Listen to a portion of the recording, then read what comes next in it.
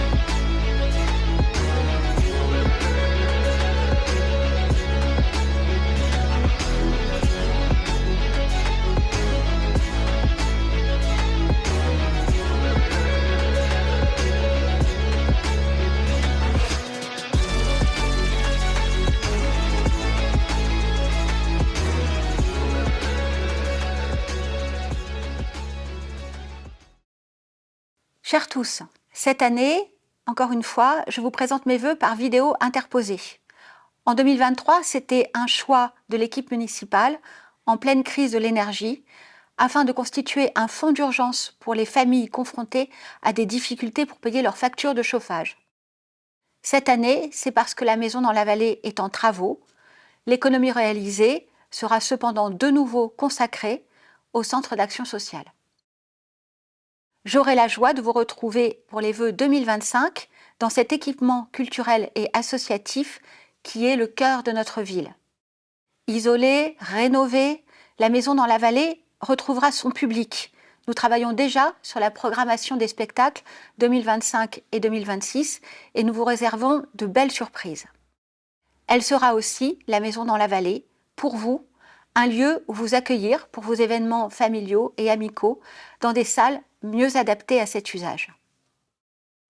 2023 nous aura marqué durement. Je dis nous, car une commune, c'est comme un ménage, comme votre ménage. La nôtre, notre commune, n'a ni échappé à l'inflation, ni en particulier à la hausse très forte des prix de l'énergie. Mais nous avons réussi à garder le cap en matière de travaux et nous avons livré ou démarré des opérations importantes inscrites dans notre programme. Je veux parler bien sûr du parc urbain du Val-du-Moulin, mais aussi de l'extension des pistes cyclables, du démarrage des opérations de travaux dans la maison dans la vallée, de la transformation de l'ancienne bibliothèque en fabrique musicale dédiée aux associations de musique et de chant. C'est au prix de la poursuite d'une politique budgétaire rigoureuse et d'une très grande vigilance sur la masse salariale. Ainsi, toutes nos dépenses passent au crible de la recherche d'une optimisation des moyens. Et pour la 13e année consécutive, nous avons réussi à ne pas augmenter le taux de la taxe foncière. La ville poursuit également sa politique environnementale. Vous savez qu'elle est au cœur de notre action. Nous avons signé une convention avec l'association Culture & Co pour lui déléguer la gestion du jardin pédagogique et d'un potager partagé que nous avons créé au Bel et Bas de 3000 m². Chaque école dispose désormais d'une parcelle bien à elle, au potager pédagogique, et de cours de jardinage pour les enfants. Les cours d'école, par ailleurs, se végétalisent progressivement. Enfin, les travaux sur les bâtiments publics contribuent aussi à la politique environnementale, même si c'est moins visible. Par exemple, l'isolation thermique de la maison dans la vallée et celle de l'ancienne bibliothèque représentent des centaines de mètres carrés dont l'empreinte carbone sera significativement réduite. Preuve de notre volontarisme en matière d'écologie, la ville a reçu une mention spéciale Transition écologique et biodiversité lorsque nous avons eu à nouveau les 3 fleurs décernées par le jury des villes et villages fleuris. De même, notre label Territoire engagé pour la nature a été renouvelé en 2023. Parlons maintenant de 2024.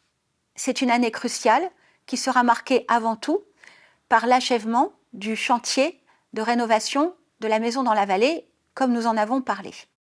Mais ce sera aussi une année qui verra le démarrage de 2 autres grands projets qui nous tiennent à cœur. Le premier, c'est la rénovation et le regroupement sur un seul site de l'école élémentaire Changy et de l'école maternelle Bellevue. Ce chantier intégrera également la reconstruction d'un nouveau restaurant scolaire. L'autre chantier, c'est la restauration intérieure de l'église Saint-Pierre. Chantier qui s'annonce très long, car nous sommes obligés de nous appuyer sur les services d'un architecte des monuments historiques. Néanmoins, nous engagerons les études et le début du chantier, car nous sommes très attachés à ce joyau du patrimoine avonnais et à notre histoire. Tous ces projets, l'équipe municipale les porte depuis 3 ans et demi avec une énergie qui ne faillit pas. Notre récompense est de voir comment ils améliorent, une fois réalisés, votre vie quotidienne.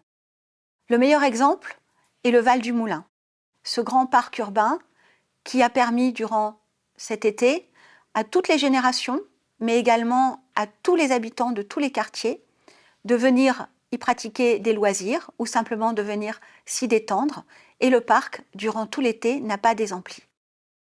En revanche, les constructions autour de la gare, c'est vrai, ne font pas l'unanimité. Je voulais profiter de ces vœux pour les replacer dans leur contexte, afin que personne ne se laisse enfermer dans une vision restrictive de ce qui est en réalité non pas un empilement de nouveaux bâtiments, mais un choix environnemental, économique et urbain. Ces logements sortent de terre de façon rapprochée. Mais au total, ils ne représentent pas un nombre démesuré si on les considère sur une durée plus longue. En effet, Avon a perdu des habitants depuis une dizaine d'années. Notre ville n'est pas confrontée à une croissance galopante comparée à d'autres villes d'Île-de-France. Par ailleurs, ces constructions nouvelles, elles nous sont également imposées. Ce n'est pas un libre choix de la commune. Imposées par l'État dans le cadre, d'abord, du plan local de l'habitat, qui nous fixe un certain nombre de logements à construire sur une période donnée pour faire face à la crise du logement qui touche la région Île-de-France. Pour Avon, l'objectif à atteindre est de 180 logements sur la période 2023 à 2030. Nous allons atteindre ce nombre, mais l'État nous fixe également une autre contrainte. C'est celle d'avoir 25% de logements sociaux sur l'ensemble des logements. Si nous n'atteignons pas dans les années qui viennent ce quota, eh bien, nous aurons à subir de lourdes taxes pour le budget de la commune. Nous nous rapprochons aujourd'hui certes de cet objectif, mais pour l'atteindre définitivement, cela nous obligerait à envisager encore de nouvelles constructions. C'est pourquoi je trouve particulièrement injuste le projet de résidence sociale étudiante de 168 chambres qui est en cours rue du Rocher d'Avon, sur une parcelle arborée, en lieu et place d'une ancienne maison forestière. Car elle est certes au cadastre de Fontainebleau, sur le papier, mais en réalité, elle est sur Avon. C'est un projet que nous subissons sans l'avoir choisi et dont les 168 logements sociaux ne pourront être pris en compte dans le quota de ceux qui nous sont demandés, mais dans celui de la ville voisine. La contribution que l'État nous demande d'apporter à la crise du logement, nous avons décidé de la concentrer sur le quartier de la Gare, pour répondre à des injonctions écologiques de bon sens. D'abord, préserver les quartiers pavillonnaires des habitats collectifs, parce qu'ils sont l'âme et le patrimoine d'Avon. Ensuite, privilégier les constructions sur des friches industrielles et en aucun cas sur des espaces verts, afin de limiter l'imperméabilisation des sols. Et puis, concentrer les habitants à proximité immédiate de la gare routière et de la gare SNCF pour limiter les déplacements en voiture entre les gares, les logements, les services. Et de ce point de vue-là, je le redis, le projet de résidence étudiante rue du Rocher d'Avon est un scandale écologique, car il va conduire à imperméabiliser une très grande partie d'un espace arboré, et également scandale du point de vue du bon sens, puisque les étudiants se retrouveront très loin du centre-ville de Fontainebleau, de celui d'Avon aussi d'ailleurs, et de la gare.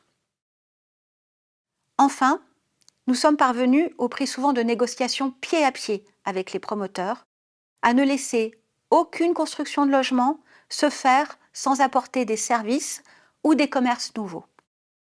Sur le pôle gare, ce sont ainsi 40 professionnels de santé qui sont désormais installés ou sur le point de l'être.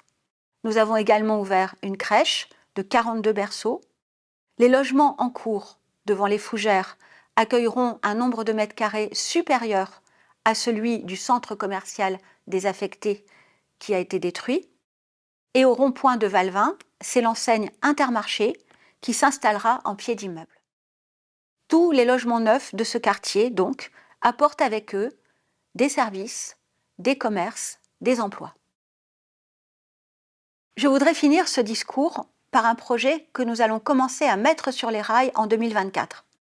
Il s'agit d'un musée de la République et de la citoyenneté, qui pourrait voir le jour au manoir de Bel-et-Bas, grâce aux dons de la collection personnelle de M. Didier Mauss, ancien maire de Samois et conseiller d'État.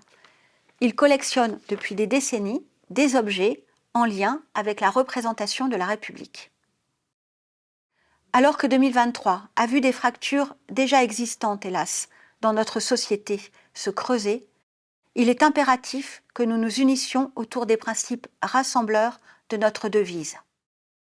Et si notre ville pouvait, à sa modeste échelle, participer à la réaffirmation de la dimension universelle et bienfaitrice des valeurs républicaines, je crois que nous pourrions tous en être très fiers et très heureux. C'est sur cette touche d'optimisme que je vous laisse, en vous souhaitant, au nom de toute l'équipe municipale d'Avon, pour vous, pour votre famille, pour vos proches, une très belle année 2024.